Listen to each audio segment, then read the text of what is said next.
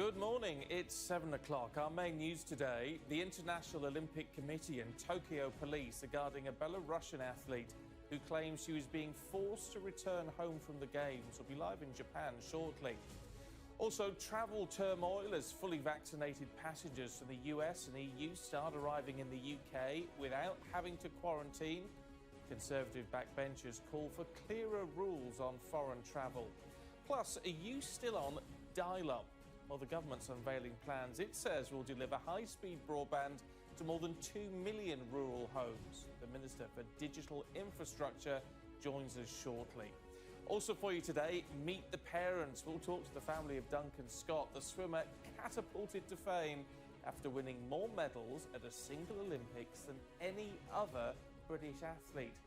And the final adventure, how the great-grandsons of the writer J.R.R. Tolkien set out an incredible bucket list, including tarantulas and orcs, after one of them was diagnosed with motor neuron disease. It's Monday, the 2nd of August. Under guard, the IOC is protecting a sprinter from Belarus after claims she was being forced to fly home early. She assured us and has assured us that she feels safe and secure. She spent the night at an airport hotel in a safe and secure environment. An Olympic pioneer, New Zealand's Laurel Hubbard is set to become the first openly transgender athlete to compete in an individual Olympic event. We are live in Tokyo for the final week of the Games. We've got new sports making their mark and track cycling ready for the off. War of words. The UK and the United States promised to respond as they blame Iran for an attack on a tanker in which 2 people died. Go or no go? As restrictions are eased for travellers arriving here from the United States and the EU, there are calls for the rules on British passengers to be overhauled. And the first day of August picked up where July left off, cool with showery spells of rain. Will it stay that way this week? I'll have the details for you later.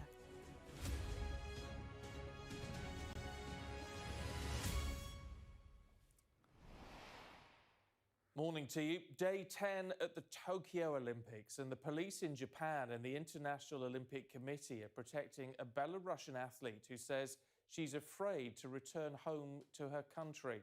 Sprinter Kristina Simonovskaya claims her team tried to remove her from Japan against her consent. Well, let's talk to our correspondent Tom Parmenter, who's in Tokyo for us today. So what's the latest developments on this, Tom? Well, the 24-year-old sprinter had been due to take part still in the 200 metres races, but she was withdrawn from the competition by her coaches and was in the process of being sent home to Belarus. And she says that because she spoke out in an Instagram post about the negligence of those coaches, she was being forced back to her home country against her will. A lot of serious concerns about her safety. She's clearly quite worried, but the Olympic organisers have confirmed that they now have someone with her at the airport here in Tokyo, at Haneda Airport, and they are trying to work out the next steps as to whether she goes back to Belarus, and of course there are fears as to what the regime there, how they may treat her when she comes back, or whether, as is her wish, as we understand it, she is granted remain to leave in an alternative country, possibly Germany, possibly Austria. So discussions ongoing as to what happens to her. In the Games themselves, we will see further action today, more medal hopes. We see in gymnastics around 10 o'clock UK time this morning, the Gadarova twins, 16 years old, having just completed their GCSEs from Aylesbury in Buckinghamshire. They go in the floor final, and that'll be a final that will not have Simone Biles, the US gymnast superstar, in it. She, of course, has withdrawn from almost all of her competitions here because of the mental health struggles that she's been going through, and has been so open about saying she's just not confident to put her body through the kind of things that she needs to do to come up with those medal-winning performances. So no Simone Biles, but the Gadarova twins will be in there for Team GB. And we've been speaking today to Max Whitlock, who was already Great Britain's greatest ever gymnast after the double gold medal performance that he put in Rio 5 years ago. He has now another gold medal around his neck after winning the pommel horse final last night. He went for a really difficult routine and pulled it off with aplomb. This is what he told us earlier. In a way, this one feels even more surreal, and I think My pressure going in from myself was more than I've ever experienced ever before in any competition I've ever done. So I really kind of felt the nerves the whole morning, the whole afternoon. My competition out in Tokyo time was like 6:45 in the evening. So I had the whole day for the nerves to build up and build up. It was really difficult, but no, so I think this kind of in a way is massively rewarding because of that. To know that I've done it under that pressure that I put myself under. I tried not to, but I couldn't help it. I really, really felt that this time. But this is, yeah, a special moment and something that feels very surreal. There will be quite a homecoming in Hertfordshire for Max when he gets back, and he's talked already, he's 28 years old, he's talked already about going on to Paris in 3 years' time, and who knows beyond that. So Max Whitlock has certainly not finished in the Olympic Games with that gold medal. He has more to come. One of the other things to watch out for today, Laurel Hubbard, the New Zealand weightlifter. She will compete for the first time. She is the first openly trans athlete to be competing in an individual event at the Olympic Games. An athlete who has provoked a lot of support and a lot of criticism. The critics say that it is not fair for people who are born as female to be competing against Laurel Hubbard, but that competition is happening. She's met all the criteria that is based around testosterone levels and will compete, and has welcomed the inclusion of her in these games. So that will be happening later today, and we will watch out too for track cycling. That gets underway today. Of course, we've seen the BMX team on the cycling squad really nail it with some great standout performances. It's the track cycling, which of course traditionally we've done really well in. Jason and Laura Kenny, the golden couple of track cycling, are both here in Japan waiting for their turn this week, and that Team GB reckon will hopefully provide even more medals to add to the count. Yeah, fingers crossed. Tom, thank you. And Tom, of course, will be reporting for us live every day from the Olympics, with special reports at 7:30 and 9:30 for Tom in Tokyo, with the full lowdown on what's been happening and what to watch out for. Well, let's talk more now about the Belarus athlete who is sort of taken sanctuary with the IOC after being supposedly almost forced to head back home. Let's talk to our Moscow correspondent, Dana Magne, who joins us now. And Dana, what reaction from Belarus about this, particularly because, Miss Timanovskaya's family are now, I know, a point of real concern for her back home?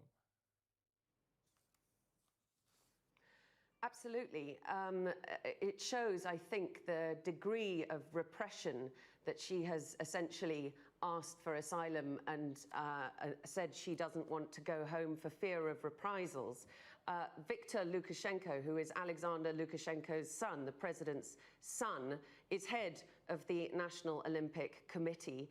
And he and Alexander Lukashenko were banned from attending the Olympics because a raft of athletes have been, several have been jailed, others have been barred from competing because they were associated with the protests that followed last August's rigged elections. And Ms. Timanovskaya, having spoken out about the fact that she said that she was submitted to run a relay race this coming week without her consent, she spoke out on Instagram against her national coach. And that is why she was then told that she had to fly back to Belarus. She knew full well that if you speak out publicly against your country, there will be repercussions back home. And that is why we're seeing offers of asylum from the likes of Poland, and we're expecting her to see if she can get asylum from the Austrian embassy. But it shows you the degree of repression. This is the kind of thing that we used to see in the days of the Soviet Union, when athletes or cultural figures competing or at international events would seek asylum rather than return home. Just 2 weeks ago, a Belarusian athlete was extradited from Russia back to Belarus because he was wanted there from being associated with the protests. So you can see how dangerous it is for people who speak out. And of course, as you say, it is a real concern for her family back in Belarus. Okay, Diana, thank you. Well, let's talk now to Matt Warman, who's the Minister for Digital Infrastructure. Good morning to you, and we'll talk about, I know you're launching something today, which we'll talk about in just a moment, but I wanted to ask you about this situation with Belarus, because obviously the government's been critical of the Belarusian regime over recent months. How concerned are you about this? Well, I think it's clearly a very concerning situation for the athlete involved. Ultimately, it's a matter for the IOC, but the most important thing has to be clearly that she is safe and that the IOC are looking after her. I believe that she said that she feels safe at the moment. So it's clearly a worrying situation and ultimately one that the IOC need to be resolving.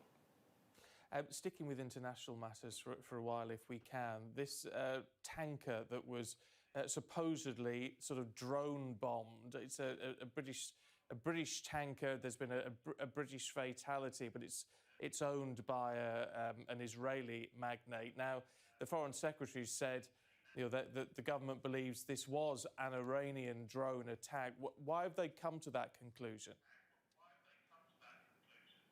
Well, working with international partners, of course, all the evidence that we see points to the fact that it was Iranian action. That is, I think, an important thing to say publicly. And now the issue is working with those international partners to see what action can be taken. But it's clearly totally unacceptable for any state to be taking the kind of action that results in the loss of life, in this case, the loss of 2 lives, one of them British. So it's a very serious situation and one that we'd like to see the end of as quickly as possible. So Iran really does need to do better, I think, on this situation. Yeah, but the Foreign Secretary said we will retaliate. What does that mean? Well, it means working with those international partners, as I say. It's right that this is a multilateral response. There isn't an announcement today, but I think you would see that an announcement attributing the attack to Iran is part of a step on a road that will, we think, involve multilateral responses. A lot of people today are going to be viewing with concern what is happening in terms of international travel. We've got, obviously, people from the United States and the EU can now, as long as they've been double jabbed and can prove it, they can arrive in the UK without having to quarantine. That's welcome news for the tourist industry. But what on earth is going on with us heading abroad with, green, amber, red, amber plus, amber watch list? I mean, there's real concern, isn't there, that people may go to a country like Spain that may end up on a watch list and find themselves having to quarantine for a couple of weeks in a hotel when they get back, costing them a couple of £1,000 a head. What's going on? Well, the point of the watch list that you refer to is to try and give people a sense of the direction of travel that a country is going in. It's to try and provide people with as much information as possible when they make those decisions about where they might want to go on holiday. Of course, it is, as you say, great news to be opening up that people who are coming back from amber list countries don't need to be quarantining. That's a good sign of the direction that this country is going in, thanks to the vaccination programme, but we do have to bear in mind that other countries are in a range of other positions. The watch list provides people with more information about those positions so that people can make informed decisions. Yeah, but that informed decision is going to be not going, isn't it, if they face the risk of it turning red whilst they're out there? Well, I think you're right that people do have to make common sense judgments, and that may involve taking into consideration the fact that a country's rates may indeed be getting worse. That's why there is a green list. It's why many people, of course, are choosing to holiday in this country this year as well. But as I say, I think the most important thing that the government can do is make sure that people have as much information as they possibly can, that they have information about which direction a foreign country might be going in, so that they don't inadvertently find themselves having to quarantine when they get back. Yes, but information is meant to provide clarity, isn't it? An informed choice. I mean, some of your own backbenchers are saying this is now inexplicably complicated. Well, I don't accept that it's complicated in a way that is not something that people can apply their common sense to. What we are trying to do, as I say, is say, here is a list, for instance, the amber list, where now if you're coming back from Europe, you don't need to be quarantining. That is a testament to the strength of our own vaccination programme. But saying to people, if a country is on a watch list, there is a risk that it could, for instance, move from green to amber or amber to red, seems to me to be providing people with really important information when they're making significant financial decisions, because people are, of course, really keen to get away for a holiday if they can, and having that go wrong is not something. Forgive me for interrupting, but if that means there's going to be green watch, amber plus, amber watch and red, no wonder people don't know what's going on. Well, I think you're going to be hearing more from the Transport Secretary later on this week about the details of that, and I don't want to preempt those announcements, but what you're describing is a spectrum of countries ranging from green to red, and I think providing people some indication of the fact that it is not simply 3 cut and dry categories actually is giving people more information, it's helpful information, and it's what allows them to make some really important decisions.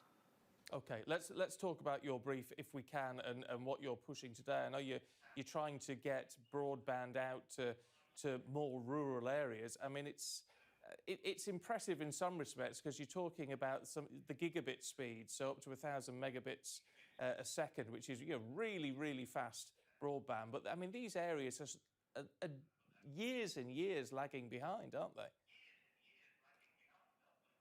Well, what you're seeing right now is the fastest broadband rollout anywhere in Europe taking place in this country. That's going to get us to 60% of the whole country covered by gigabit speeds by the end of this year. And what you're seeing is both really fast commercial rollouts going to areas covered by BT, Virgin, City Fibre off their own back, and the government putting significant chunks of money to get more than 2 million premises connected in rural areas. So it really is a combined effort of government and private sector that will make the sort of difference that we all, via the pandemic, have seen is such an important thing to get the connectivity out there that people really do rely on every day today. Are you confident? You talk about the working with the private sector. I mean, are you confident with BT in the sense that if anyone doesn't have broadband at the moment and they call BT to try and get it installed, they're charged for the entire street? I know Ofcom's furious about it and trying to resolve all of this, but clearly there's been a breakdown somewhere, hasn't there? Well, you're right that Ofcom is looking at the application of the Universal Service Obligation, as it's called, that you're referring to there. It's clearly not working as it was intended. Again, I'm afraid I don't want to prejudge that Ofcom investigation. But the broader point here is that the government's £5 billion Project Gigabit programme will make sure that no premise gets left behind, and it will complement that enormous commercial rollout that will get us to the speeds that everyone really does need to see in the 21st century. Minister, good to talk to you this morning. Thank you. Thank you. Well, still to come on the programme this morning, Best of the British. We speak to Charlotte Desjardins, who's become the most decorated British female Olympian in history. And we'll talk to her equestrian teammate, Carl Hester. That's at 7:40 this morning. As the government blames Iran for last week's attack on a tanker in the Middle East, at 8:05, I'll talk to the chair of the Labour Party, Annalise Dodds. And at 8:30, we'll talk to the chief executive of the Road Haulage Association, as drivers are offered thousands in signing on bonuses.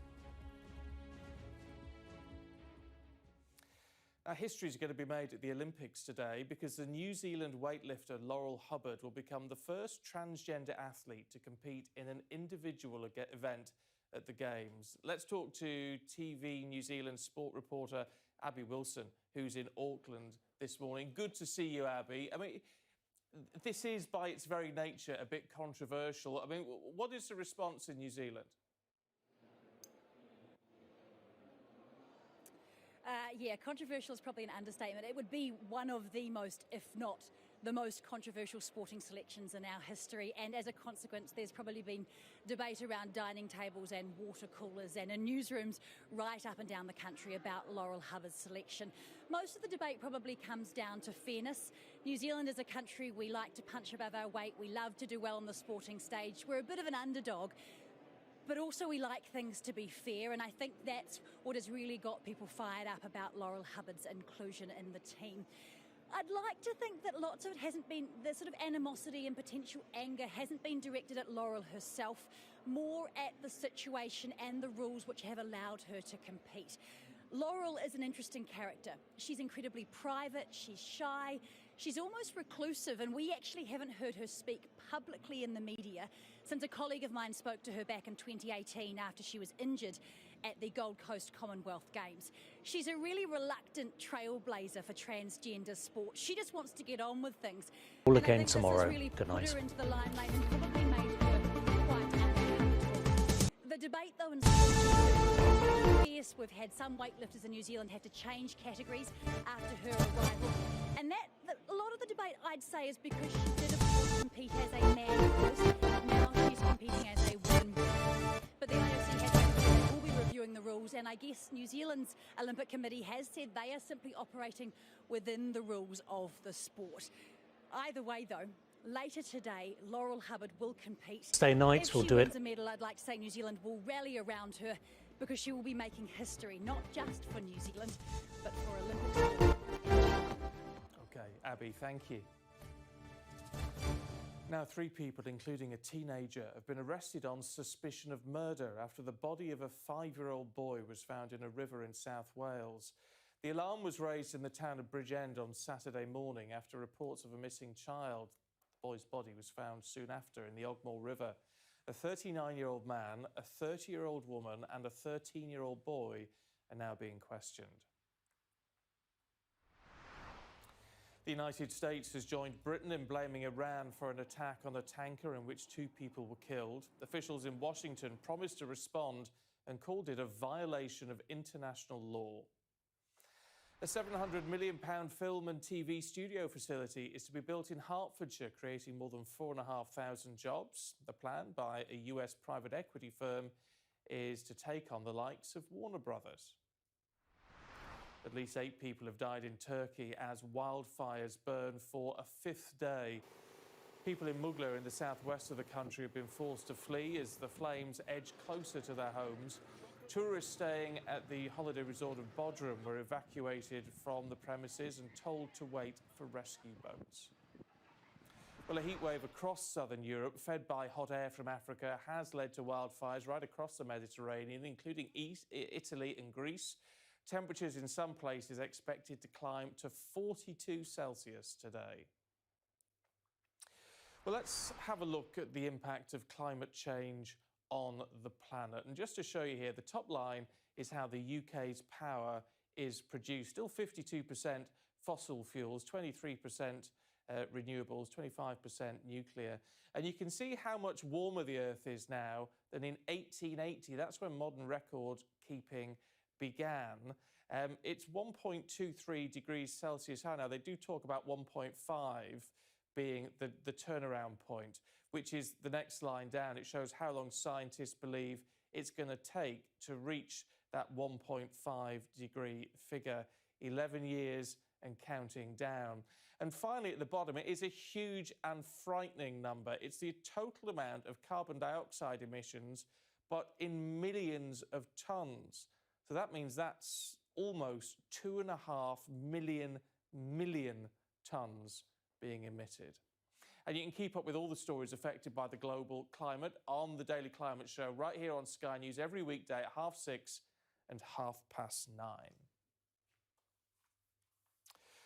Well, let's see what the weather's going to do for you today with Naz. Good morning. Not any better than I heard you say at the beginning that we're just going to follow on from what we saw at the end of last month. Yep, exactly that. We pick up where July left off with cool, unsettled conditions for the first week of August.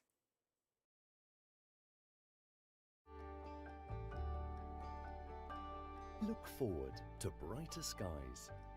The weather, sponsored by Qatar Airways. Good morning. So the first week of August is not looking any better than the last week of July. We continue with the cool, unsettled theme. There will be showers that will be heavy and thundery at times, some spells of rain as well. This morning starts off fine for many areas, though. It's a largely dry and sunny start. There are a few showers along southern areas and some rain, cloudy skies across western parts of Ireland, edging into the west of Northern Ireland. But it is a rather cool start, particularly chilly in some rural spots of the north. Then as we head into this afternoon, it stays quite cool for the time of year, fairly warm in any sunshine, but out of the sunshine, there will be some showers developing, particularly across central and southern areas of England and Wales. Some of these could be rather heavy and thundery. And as well as that, we are seeing cloudy skies, spells of rain become more widespread, spreading eastwards across Ireland and Northern Ireland. Scotland seeing the driest and brightest conditions. The weather, sponsored by Qatar Airways. Naz, thank you. Now, from this morning, double vaccinated visitors from the United States and the EU are allowed to enter the UK without having to quarantine. The government, of course, also facing calls to relax the rules for UK passengers as we head abroad when it reviews restrictions later this week. Well, let's talk to Jemima Walker, who's at Heathrow for us this morning. So presumably, Jemima, they are expecting quite an influx today. Yeah, they're expecting quite a few people, not as many as normal, of course, but we have seen some people coming through already. The first flight affected by these new changes was a flight from New York, landed at 6:20. That's just come through. There was some very tearful and sweet reunions. We spoke to one family, a couple, and their children and grandchildren hadn't seen each other for 20 months. They were so excited to see each other and to be able to go home with each other and not quarantine. Of course, it's also really good news for the travel and tourism industry, which has been so badly hit by this pandemic. Heathrow has lost almost £3 billion across the pandemic. So this is being seen as a vital chance to claw back some of those tourism pounds. There was a sense, I think, that the government had squandered its lead in the vaccine race by not opening up earlier, so the industry will be really keen to grab this chance with both hands. But there are caveats, as there always are. This list applies to amber list countries. It does not apply to amber plus, which France is currently in for the time being. It also is not a two-way street. So the EU makes their own rules up, each country makes their own rules. But the US currently has a ban on British people traveling to the US about concerns about the Delta variant. So while this is, of course, a big step forward for families, friends and the industry, it is not a return to normal by any stretch of the imagination. OK, Jemima, for now, thank you. Well, still to come for you this morning, we're going to talk to some of our record-breaking British Olympians, including Charlotte Desjardins, now the most successful British female Olympian ever.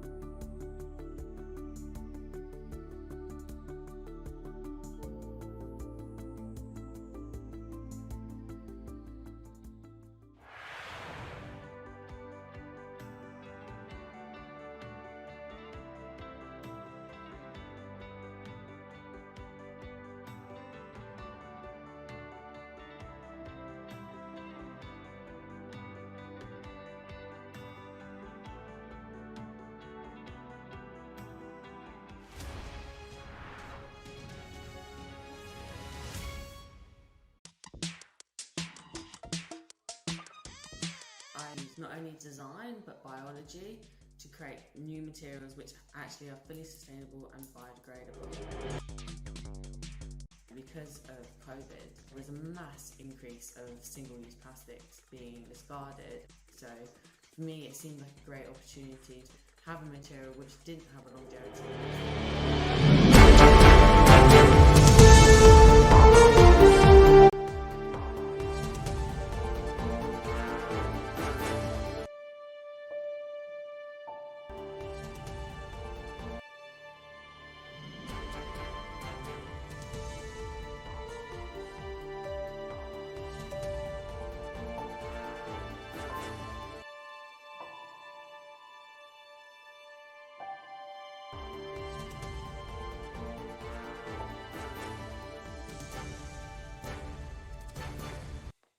Well, it is day 10 of the Tokyo 2020 Olympic Games, so let's get the very latest for you from our sports correspondent, Tom Parminter, who is, of course, there. Lucky old Tom. Now, obviously, there has been controversy, there has been some drama with the Belarusian athlete Kristina Simonovskaya. What's the latest on that, Tom? Yes, the 24-year-old sprinter was supposed to be competing in the 200 metres, but she was withdrawn from the competition by her coaches. Team GB strike gold again on her way back to Belarus, but is clearly very, very concerned about what would happen to her back there. She's spoken out on Instagram about the negligence, as she sees it, of her coaches. So she's stuck at the airport here at Haneda Airport in Tokyo as they try to work out exactly what to do. I think she has indicated that she'd like to be able to go and stay in either Germany or Austria rather than going back to Minsk. So a very delicate, difficult situation that the authorities are trying to work through, and the Olympic organisers say they have someone with her and she is safe and feeling secure, and they're just trying to work out what happens next.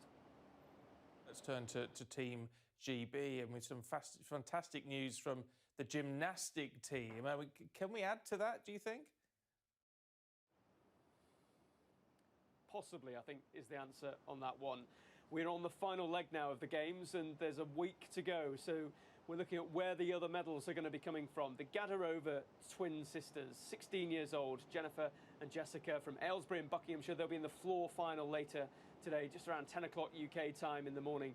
And it is a possibility. Simone Biles, the US gymnast, isn't in that competition anymore because, of course, she's pulled out of almost all of her events here, citing mental health concerns. She's just not in the right place to pull off the kind of manoeuvres that she needs to do to win a medal in the Olympic Games. So they go mid-morning UK time. We've been speaking this morning to Max Whitlock here in Tokyo, the greatest gymnast ever for Team GB. We already knew that after he won 2 gold medals back in Rio, but he added to that haul yesterday with a gold in the pommel horse. This is what he told us.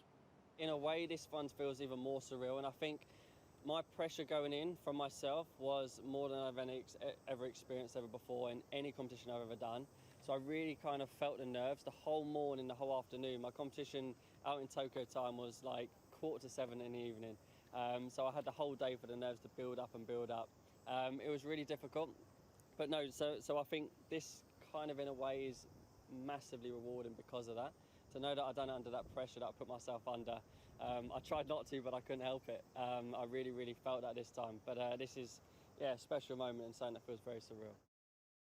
He really is quite something, isn't he? I mean, what is he, still 28 or something? I mean, might be knocking on a bit for a gymnast, but he's still a young fella in my eyes. I'll tell you what's been interesting, Tom, about Tokyo 2020. Of course, there's been this whole new raft of new Olympic sports. How's that gone down with the fans, do you think? Like most farms, I have to put on boots. Really well. And We've the right seen the clothing Olympics for try the to shake elements. things up a bit with mixed relays in some of the more traditional sports and things like skateboarding in the Games for the first time. We'll see Sky Brown go in the park competition later this week. And BMX, what a moment The Cox BMX Show. biking is having at the moment. Show. In 25 past 1 for the 5th and final day. 4 medal winners that we've had over the last few days in the racing and then the freestyle section over the weekend. We were actually inside the stadium, lucky enough to be able to see some of the BMX tricks and flips that they were pulling off yesterday. And Charlotte Worthington came away with a gold medal, and Declan Brooks from Portsmouth with a bronze medal. Really great spectacle to go in and watch it. It's such a shame that the fans haven't been allowed to be inside the almost all of the venues at these games. And actually yesterday, there was a bridge near the BMX Urban Sports Park where you could just about glimpse in and see some of these flips going on. And there were hundreds of Japanese people lining that bridge, trying to get a glimpse of a sport that's popular here, popular in many parts of the world. And it's almost quite a sad spectacle to see so many people who are desperate to see the games but can't quite get in to see them. And we spoke to a few of them on that bridge, including one man dressed as Mount Fuji. I hope inside next Olympic inside. I promise. I want to go inside, and I hope some children can go inside. It's a better way. I have another 1 week Olympics. I hope the government will be allowed to go inside for children. How do you know that was meant to be Mount Fuji, Tom? He had the blue hat with the white snow on top, which he said is Mount Fuji. I've got to take the guy at his word, but quite a almost sad spectacle to see all those fans locked out just trying to get a glimpse. Yeah, but you see, it's interesting, isn't it? Because there has been, you know, obviously all the celebrations of the Olympics, but there have been protests and some demonstrations as well, and obviously the people who didn't want it to take place at all. Yeah, we've seen that resistance quite starkly on the streets of Tokyo at various points of the last few weeks. It's a divided city, I think it's fair to say. Those who really want to see the sports and enjoy and celebrate the athletes and their great achievements. And Japan has done really well in a lot of the games, winning a lot of gold medals. They're putting in a really good performance. But of course, in the background, the pandemic, the concerns as to what this might do to the infection rates. And we've seen a steady increase over the course of last week in the number of people in Tokyo testing positive for COVID-19. The games organisers saying that this isn't a big contributing factor. The participants are tested, as we are, kind of very, very regularly. So that's a difficult kind of position in the background of all this. But we've seen protests on the podium too. For the first time, Raven Saunders, the US shot putter, she won a silver, and on the podium crossed her arms to represent, in her words, the crossroads of persecuted people around the world. And the IOC say they're looking into it, but she's done it. I don't think particularly cares if she's sanctioned or not. She wants to do it on the podium, and she chose to do it. And we've seen a really standout moment in the athletics, Stephen, in the heats of the 1500 metres. A Dutch runner who was involved in a collision just after the bell, so they had 400 metres still to run. She hit the deck quite spectacularly with some other competitors, but then got back up, pushed hard, pushed really hard, and she's one of the favourites kind of in the competition, Sifan Hassan from the Netherlands, and she ended up winning her heat, having been on the floor, seemingly out of the race, with 400 metres to go. So a very special moment that in the athletics stadium, but Team GB still waiting for a big athletics breakthrough. That hasn't come yet. No, not yet. Fingers crossed, though. Look, this has been a historic games in terms of transgender athletes. I mean, we've had Quinn competing in the football, haven't we? And then today, a real moment of history with Laurel Hubbard competing in an individual event, the weightlifting for the New Zealand women's side. It is controversial, but I mean, as I say, a real moment of history. It is. Quinn, who you mentioned there, is a Canadian footballer who is the first trans athlete to take part in the Olympic Games. They are on the Canadian football team, but Laurel Hubbard is this New Zealand weightlifter who used to be Gavin Hubbard and transitioned in about 2012 and has been quite a well-known figure within New Zealand weightlifting. A lot of controversy around her inclusion in the Games. There's a lot of support for her. She's met all the criteria. It's based on testosterone levels, and the IOC say that she has met the criteria, but of course a lot of criticism as well, saying that she simply has an unfair advantage. So she will compete for the first time in the Olympic Games here later today. So that will inevitably be a talking point. It's a moment for the Olympic Games, certainly. And we were speaking to a few colleagues from New Zealand who say that that they're not sure quite whether they appreciate in New Zealand just how big a global talking point that is. But it is happening. It is happening here in Tokyo, and Laurel Hubbard will be competing later. Okay. Tom, for now, thank you. We'll catch up with you before too long. Let's just take you through the medal table. Great Britain remain in 6th, 10 golds so far. China leads the way with 24, the United States on 20, Japan 17. Australia's doing well. And of course, Tom's reporting for us live every day from the Olympics, and we've got these special long chats with him, 7:30 and 9:30, Monday to Friday. We'll take you through the full lowdown of what's been happening and what to watch out for. Now, totally unacceptable. That's the government's response as it blamed Iran for an attack on a tanker in which 2 people were killed. Let's talk to our political correspondent, Joe Pike. I mean, the big issue here, Joe, is not only why they think Iran's responsible, but what they're going to do to retaliate, which the Foreign Secretary seemed to imply would be doing. He certainly did. Dominic Raab said there would be some form of response, but what is that response? Clearly, multilateral response is the preferred option for the UK government. That's what Matt Warman, the minister, told you earlier. But does that mean sanctions, possibly further sanctions? Iran is this very difficult policy area for the UK and for the US as well. And Labour have been very critical of what Lisa Nandy, the Shadow Foreign Secretary, calls the lack of a clear strategy on the issue of Iran. Now, Matt Warman is the digital infrastructure minister. He's not exactly, an expert on foreign policy. His area is broadband, but this is what he told us on this issue earlier. Working with international partners, of course, all the evidence that we see points to the fact that it was Iranian action. That is, I think, an important thing to say publicly. And now the issue is working with those international partners to see what action can be taken. It's clearly totally unacceptable for any state to be taking the kind of action that results in the loss of life, in this case the loss of 2 lives, one of them British. So it's a very serious situation and one that we'd like to see the end of as quickly as possible. So Iran really does need to do better, I think, on this situation. Yeah, but the Foreign Secretary said we will retaliate. What does that mean? Well, it means working with those international partners. As I say, it's right that this is a multilateral response. There isn't an announcement today, but I think you would see that an announcement attributing the attack to Iran is part of a step on a road that will, we think, involve multilateral responses. So some tough talk there, Stephen, but we'll have to wait a little bit longer maybe before we see action from the UK government and its allies. Yeah. Look, a lot of us are desperate. We are now in August. We're desperate to get away. What is happening with the travel list now? Because we seem to, from the minister, get confirmation that there is going to be this amber watch list, which, a lot of people say is causing confusion.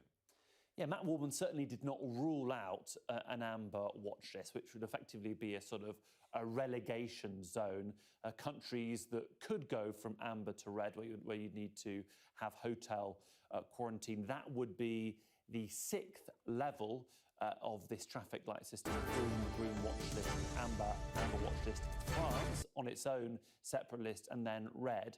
Now, according to some reports in today's papers, Grant Shapps, the Transport Secretary, doesn't like the idea of this amber watch list, wants to shelve it. But actually, Matt Warman, the minister, was saying today this is really about keeping the public informed, giving them a better sense of the direction of travel the various countries are in because of the infection rates there. We know we're going to get an update on this this week. Big questions are, what happens to the green list? Are more countries added to the green list? Does France stay on this separate category, or is there a change? And is there going to be this amber watch list? It would normally be expected on Thursday, Stephen. We may have something slightly earlier this week. We're not quite sure, but clearly for the travel and aviation sector, they want clarity, they want loosening of restrictions, and they may not get it. OK, Joe, thank you. Well, still to come on the programme this morning, we're going to speak to the person who wrote the Olympic guidelines for transgender athletes as weightlifter Laurel Hubbard prepares today to make history.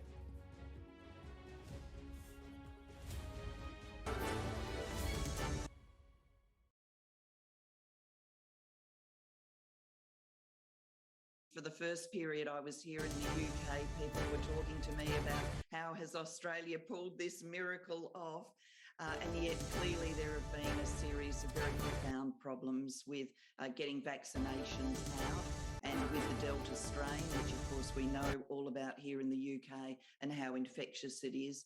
With low vaccination rates, that obviously spells a lot of trouble and explains the Sydney lockdown. So it is heartbreaking to see. And in my capacity as chair of Beyond Blue, Australia's major mental health body, we're very concerned about the toll this takes on people, and we're there to help. There's a telephone support line and other ways of getting assistance. I think for the whole world, there's only one way out of this crisis, and that's vaccination, which is why it's incredibly important that in my own nation, but right around the world, people have access to the vaccines. We, and I've been very clear on this, one of the things that really has shown how unequal this world is has been the kind of vaccine nationalism that we have seen, where we have, and I've stated this openly and severally, worked together, you know, when they were doing clinical trials, when they were doing the research into some of these vaccines, and then all of a sudden, we find ourselves unable to access those same vaccines. And this is not just Kenya, it is basically the entire developing world. And I think this is something that really needs to be looked at, because the fact of the matter is nobody, not here in the UK, not in the United States, not in Germany, nobody's going to be safe until everybody's safe. And we need to be able to come up with a way of ensuring that there is going to be equity in the distribution of these vaccines. And this is something we on the African continent, we in Kenya, are very perturbed about. And that is why we're saying we need to now be able to focus on our own production facilities.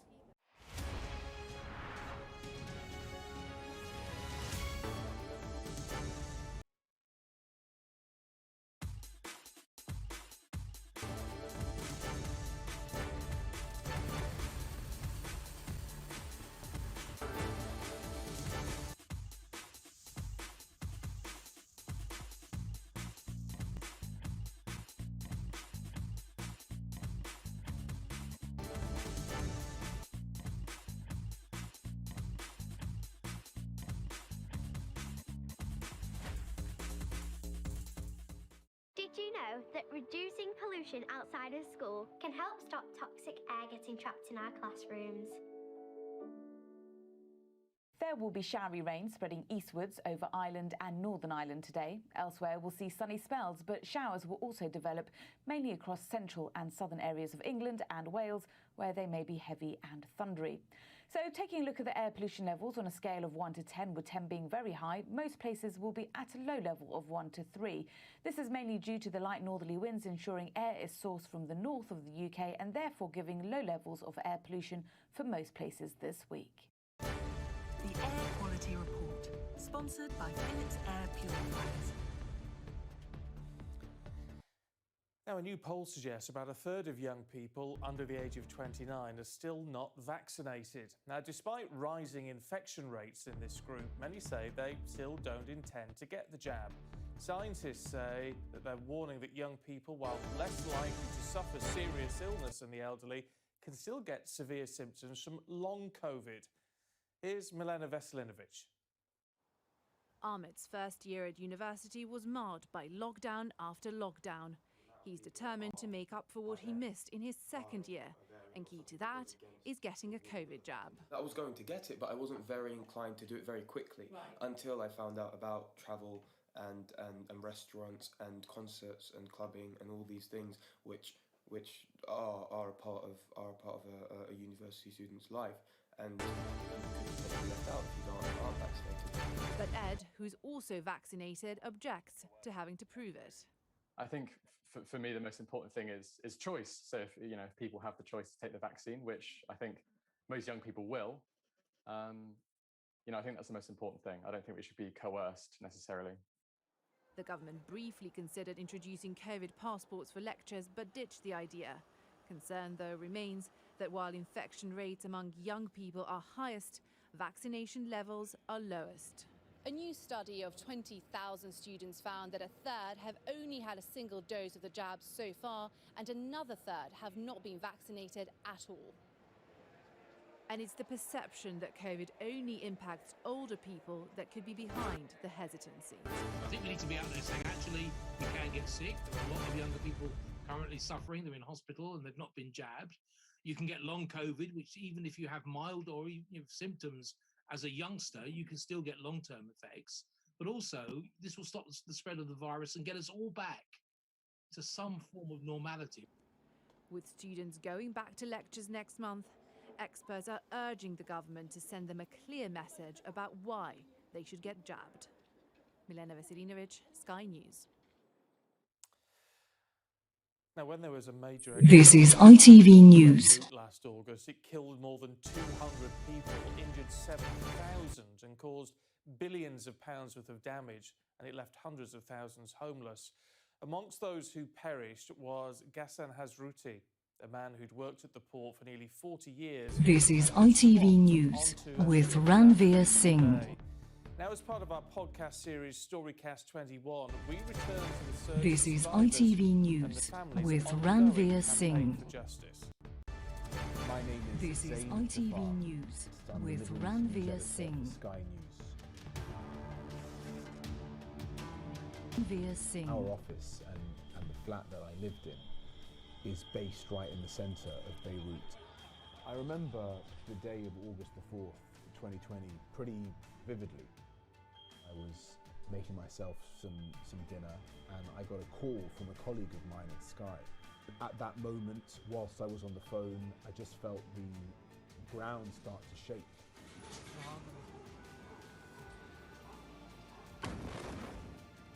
I remember sort of being on the floor in a sort of split second, picked up the phone and said to her, I've got to call you back. There's been a massive explosion. Breaking news, a huge explosion shakes Lebanon's capital Beirut, causing widespread damage.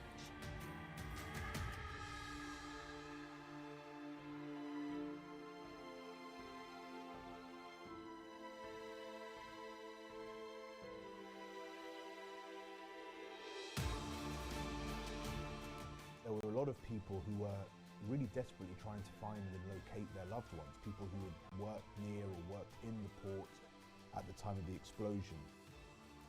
I cannot accept that another young girl would be deprived of her father. This is ITV News as hard with as I can to Ranveer Singh. ensure that justice is going to be served. With Ranveer Singh. Well, 1 year on, no one has been held to account for what happened. And to hear more about the family's quest for answers, you can listen to the Beirut blast Ghassan story, available now on the Sky News app and via all podcast providers. Now, also making the headlines this morning, Australian military forces are patrolling with police officers to help deal with Sydney's COVID outbreak. Australia's largest city is into its 6th week of lockdown. It's struggling with a spike of infections. Added over 3,000. This is ITV News with Ranveer The new Singh. music director of the Royal Philharmonic has said that the politicisation of COVID vaccines is preventing the return of live music around the world. Ranveer Singh. Vasily Petrenko, who also conducts the European Union Youth Orchestra, said the importance of the vaccine needs to be more widely accepted across the globe if musicians are to begin touring internationally once again. Good afternoon. Coin released to mark 150 years since Lewis Carroll's Through the Looking Glass. The Royal Mint says the design is based on original illustrations of the book, which is the sequel to Alice's Adventures in Wonderland. It shows the moment Alice runs into mischievous characters. Moscow ordered more cuts to Britain's diplomatic ranks in Russia today as the row over the Salisbury nerve agent attack continued to escalate. That's what I want to know. It's all right having one, but you need to be able to spend it. Now, there's concern about young sea turtles apparently getting confused by plastic floating in oceans. The youngsters in the Indian and Pacific Oceans have been found with plastic in their stomachs. It thought they mistake it for food on the surface. And a new study found that plastic waste accumulates in the same currents that turtles travel along in their early lives, creating what scientists call an evolutionary trap. Just highlights, isn't it, that we just need to do more and more to keep this plastic out of our oceans and use single-use plastic much less than we currently do. OK, let's see what the weather's going to do for you over here today. And I don't think it's looking particularly wonderful, is it, Naz? Unless you like it cool and showery, it isn't looking great at all. Yep, the first week of August is going to continue on the same theme as the last week of July.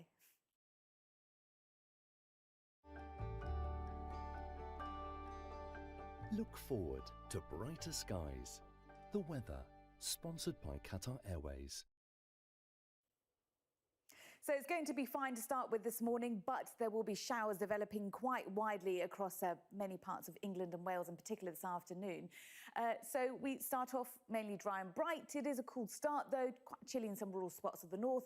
Cloudy with some spells of rain already across western parts of Ireland and Northern Ireland. That rain continues its way eastwards this afternoon across these areas, where it will be a cloudy and damp afternoon. The rain becoming light and patchy in nature. Meanwhile, showers will develop quite widely, some of them heavy and thundery, particularly for the southeast of Wales, the South Midlands, down towards southern and southwestern parts of England. Scotland, though, doesn't look too bad. Mainly dry with some good spells of sunshine there, particularly for western Scotland. Temperatures will be around average for the time of year or a little below. The weather, sponsored by Qatar Airways.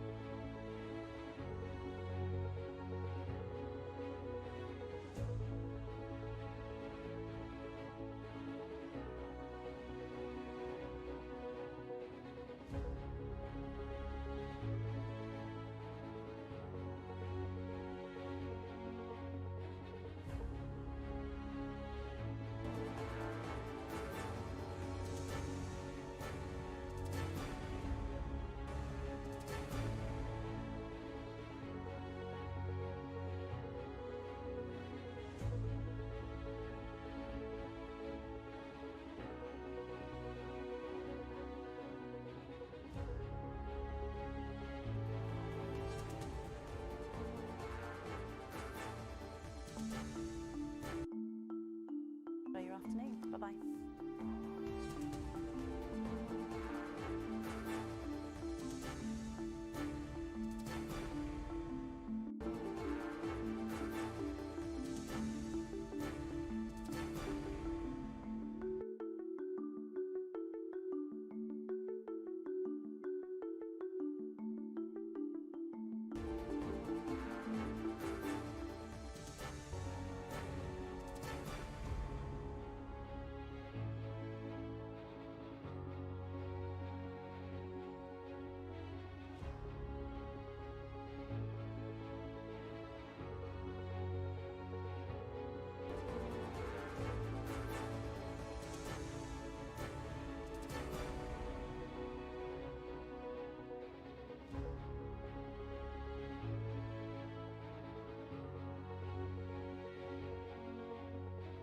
Bye.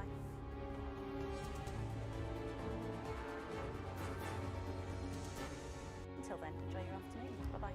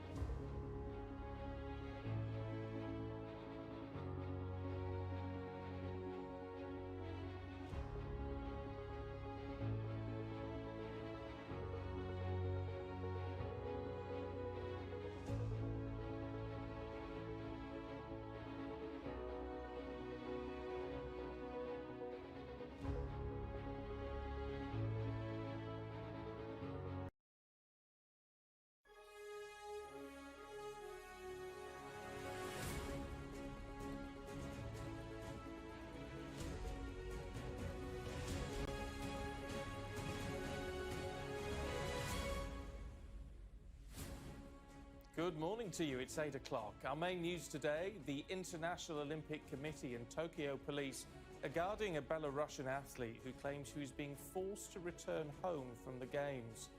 Also, friction in the Gulf. The government minister, Matt Warman, tells me Iran's behaviour, accused of an attack on an oil tanker, is totally unacceptable. And travel turmoil as fully vaccinated passengers from the US and EU start arriving in the UK without having to quarantine from today. There are calls for clearer rules on foreign travel as we head out of the country. Also, we'll hear from the chair of the Labour Party, Annalise Dodds, in just a few minutes. And coming up, meet the parents. We'll talk to the family of Duncan Scott, the swimmer catapulted to fame after winning more medals at a single Olympics than any other British athlete in history. And the final adventure, how the great-grandsons of the writer J.R.R. Tolkien set out an incredible bucket list, including tarantulas and orcs, after one of them was diagnosed with motor neuron disease. It is Monday, the 2nd of August. Under guard, the IOC is protecting a sprinter from Belarus after claims she was being forced to fly home early. She assured us and has assured us that she feels safe and secure. She spent the night at an airport hotel in a safe and secure environment. An Olympic pioneer, New Zealand's Laurel Hubbard is set to become the first openly transgender athlete to compete in an individual Olympic event. We are live in Tokyo as new sports really make their mark, and track cycling has just got underway. War of words. The UK and the United States promised to respond as they blame Iran for an attack on a tanker in which 2 people died. It's clearly totally unacceptable for any state to be taking the kind of action that results in the loss of life. Go or no go. As restrictions are eased for travellers arriving here from the US and the EU, there are calls for the rules on British passengers to be overhauled. And the first week of August picks up where we left off July, cool and unsettled. I'll have the details for you later.